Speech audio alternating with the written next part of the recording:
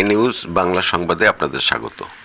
6 September শুক্রবার বিকাল 3টায় ইসলামী আন্দোলন বাংলাদেশ বাগেরহাট জেলা শাখার উদ্যোগে 7 দফা দাবি কর্মসূচি বাস্তবায়নের লক্ষ্যে মোল্লাহাট হারুন মার্কেট চত্বরে গণসমাবেশের আয়োজন করা হয়।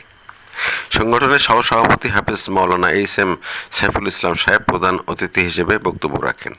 আরও বক্তব্য রাখেন মুফতি নুরুজ্জামান, আলহাজ মাওলানা নিজামুদ্দিন, মোল্লা আবুল হোসেন প্রমুখ। বিস্তারিত দেখুন বাগেরহাট প্রতিনিধির পাঠানো প্রতিবেদন।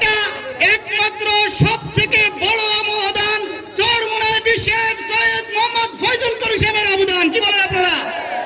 আমরা আগামীর বাংলাদেশ দেখতে চাই দুর্নীতিমুক্ত বাংলাদেশ। আমরা আগামীর বাংলাদেশ দেখতে চাই কোন দরিদ্রমুক্ত বাংলাদেশ।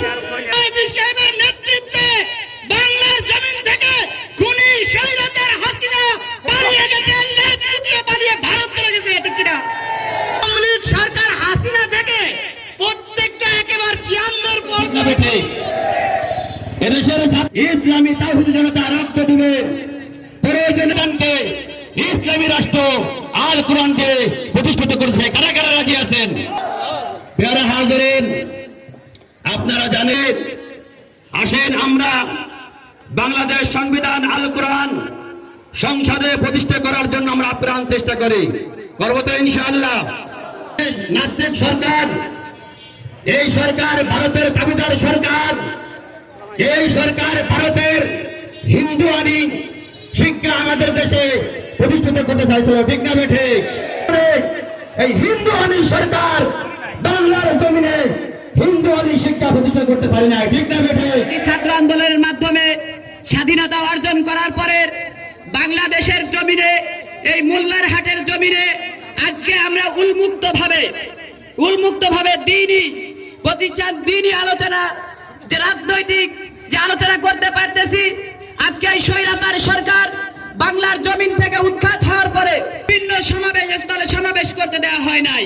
বিভিন্ন প্রোগ্রামে আমাদেরকে বাধা দিয়েছে। মোল্লার হাটের জমিন টুপি দাড়িওয়ালাদের জমিন, মোল্লার হাটের জমিন মোল্লা দাড়ি টুপিওয়ালাদের জমিন হবে। কোন স্বৈরাচার থাকতে পারবে না, কোন চোর ডাকাত গুন্ডা থাকতে পারবে না। চরমোনাইয়ের হাতকে শক্তিশালী করে, ইসলামী আন্দোলনকে শক্তিশালী করে ইসলাম প্রতিষ্ঠা করার জন্য আমরা সকলে ঐক্যবদ্ধ হয়ে কাঁধে কাঁধ মিলিয়ে পীর সাহেব চরমোনাইয়ের হাতকে শক্তিশালী করে আমরা সকলে মাঠে ময়দানে কাজ করব। ঠিক না ঠিক?